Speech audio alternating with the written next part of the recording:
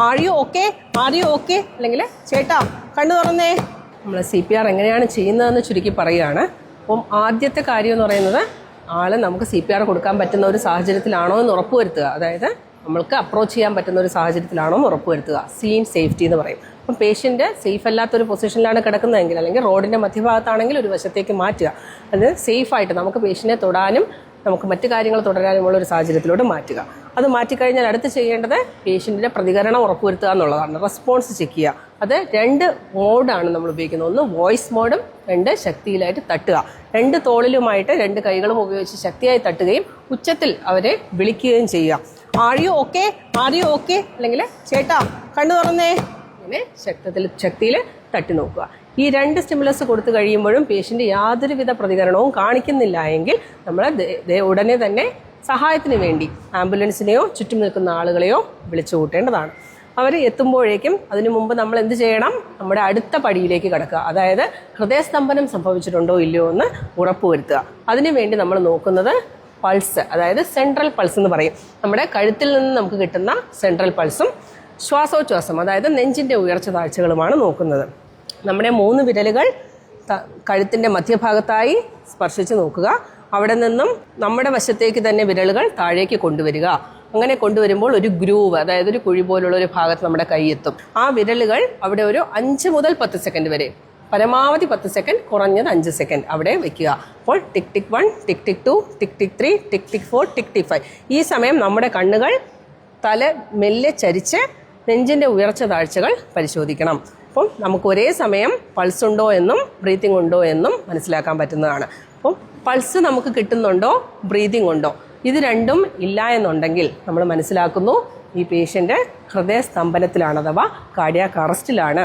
അഥവാ ബ്രീതിങ്ങിന് പകരം ചെറുതായി ഗ്യാസ്പിംഗ് എന്ന് പറയുന്ന രീതിയിൽ വളരെ ഒക്കേഷണൽ, വളരെ വിരളമായിട്ട് ചെറിയൊരു ബ്രീത്ത് എടുത്താലും അതിനെ പൾസ് കിട്ടാത്ത സാഹചര്യത്തിൽ കാർഡിയാക് അറസ്റ്റായി തന്നെ കാണേണ്ടതാണ്.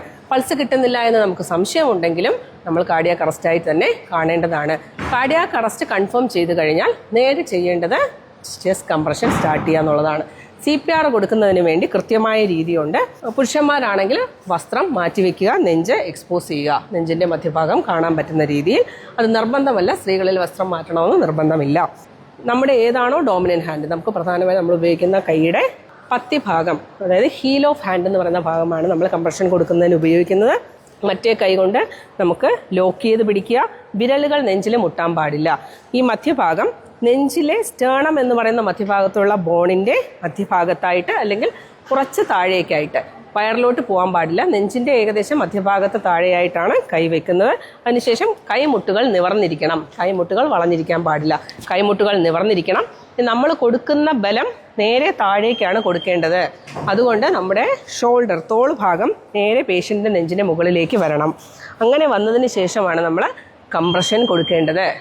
എത്രത്തോളം താഴത്തിൽ കൊടുക്കണമെന്ന് പറയുന്നത്, സാധാരണ ഒരു മുതിർന്ന പൗരനിൽ കുറഞ്ഞത് 5 സെൻറ്റിമീറ്റർ അല്ലെങ്കിൽ 5 മുതൽ 6 സെൻറ്റിമീറ്റർ താഴ്ചയിലാണ് നമ്മൾ നെഞ്ച് അമർത്തേണ്ടത്. അതിനുശേഷം ഓരോ അമർത്തലിന് ശേഷവും പൂർണ്ണമായി നെഞ്ച് വികാസം പ്രാപിക്കാൻ അനുവദിക്കണം. എത്ര വേഗതയിൽ നമ്മൾ കംപ്രഷൻ കൊടുക്കണമെന്ന് പറയുകയാണെങ്കിൽ, നമ്മൾ സാധാരണഗതിയിൽ CPR പറയുന്നത് ഒരു 30 കംപ്രഷൻ കൊടുക്കൂ, 2 ബ്രീത്ത് കൊടുക്കൂ എന്നാണ്. 30 കംപ്രഷൻ, 2 ബ്രീത്ത്. അത് കൊടുക്കേണ്ട വേഗത ഒരു 100 മുതൽ 120 കംപ്രഷൻ ഒരു മിനിറ്റിൽ വരുന്ന വേഗത. അതായത് ഒരു 1 and 2 and 3 and 4 and 5 and 6 and 7 and 8 and 9 and 10 and ആ ഒരു വേഗത, അതായത് ഒരു മിനിറ്റിൽ ഒരു 100 മുതൽ 120 വരെ വരുന്ന വേഗതയിലാണ് നമ്മൾ കംപ്രഷൻ കൊടുക്കേണ്ടത്. കംപ്ലീറ്റ് ആയിട്ട് ചെസ്റ്റ് റീകോയിൽ അനുവദിക്കുക. അടുത്ത് നമ്മൾ 2 ബ്രീതിങ് എങ്ങനെ കൊടുക്കും? അപ്പം പേഷ്യൻറ്റിൻ്റെ ഹെഡ് ടിൽറ്റ് ചിൻ ലിഫ്റ്റ് എന്ന് പറയുന്ന ഒരു പ്രക്രിയയാണ്. ശ്വാസനാളം തുറക്കുന്നതിന് വേണ്ടി, അബോധാവസ്ഥയിലിരിക്കുന്ന ഒരു പേഷ്യൻ്റ് ശ്വാസനാളം അടഞ്ഞിരിക്കാനാണ് സാധ്യത കൂടുതലുള്ളത്. ശ്വാസനാളം തുറക്കുന്നതിന് വേണ്ടി ഹെഡ് ടിൽറ്റ് ചിൻ ലിഫ്റ്റ് എന്നൊരു പ്രക്രിയയാണ് ചെയ്യുന്നത്. നമ്മുടെ കൈപ്പത്തി നെറ്റിയിലോട്ട് വയ്ക്കുക, പെരുവിരലും ചൂണ്ടുവിരലും ഉപയോഗിച്ച് മൂക്കിൻ്റെ ദ്വാരങ്ങൾ അടച്ചു പിടിക്കുക, താടി മറ്റു വിരലുകൾ ഉപയോഗിച്ച് ലിഫ്റ്റ് ചെയ്യുക. ഇത് മാനിക്കിൻ ഇങ്ങനെ തിരിക്കുക, ഹെഡ് ടിൽറ്റ് ചിൻ ലിഫ്റ്റ് ചെയ്യുക. എന്നിട്ട് മൗത്ത് ടു മൗത്ത് ആണെങ്കിൽ മൗത്ത് ടു മൗത്ത്, അല്ല എങ്കിൽ മാസ്ക് ഉപയോഗിച്ച് ടിക് ടിക് 1, ടിക് ടിക് 2 2 ബ്രീത്ത് കൊടുക്കാം. ആ ബ്രീത്ത് കൊടുക്കുന്നത് സ്വാഭാവിക ബ്രീത്ത് ആയിരിക്കണം. നോർമൽ ശ്വാസം എടുക്കുക, 1 സെക്കൻഡിൽ 1 ശ്വാസം എന്ന നിലയിലാണ് 2 ബ്രീത്ത് കൊടുക്കേണ്ടത്. അത് കൊടുത്തു കഴിഞ്ഞാൽ തിരിച്ച് വീണ്ടും നമ്മൾ CPR ആരംഭിക്കുകയാണ് ചെയ്യുന്നത്. ഈ പ്രക്രിയ തുടർന്നുകൊണ്ടിരിക്കുക. ഏതുവരെ? ഒന്നുകിൽ നമുക്ക് പേഷ്യൻറ്റിനെ ഉണരുന്നു, അല്ലെങ്കിൽ പൾസ് തിരിച്ചു കിട്ടുന്നു. എങ്ങനെ അറിയാം?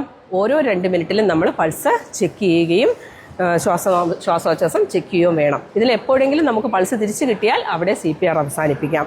അല്ലെങ്കിൽ നമുക്ക് higher facilities, ambulance, AED, defibrillator തുടങ്ങിയ ഹയർ അഡ്വാൻസ്ഡ് ആയിട്ടുള്ള ഫെസിലിറ്റീസ് നമുക്ക് അവൈലബിൾ ആയിട്ട് വരുന്നത് വരെയും നമ്മളിത് കണ്ടിന്യൂ ചെയ്തുകൊണ്ടേയിരിക്കണം.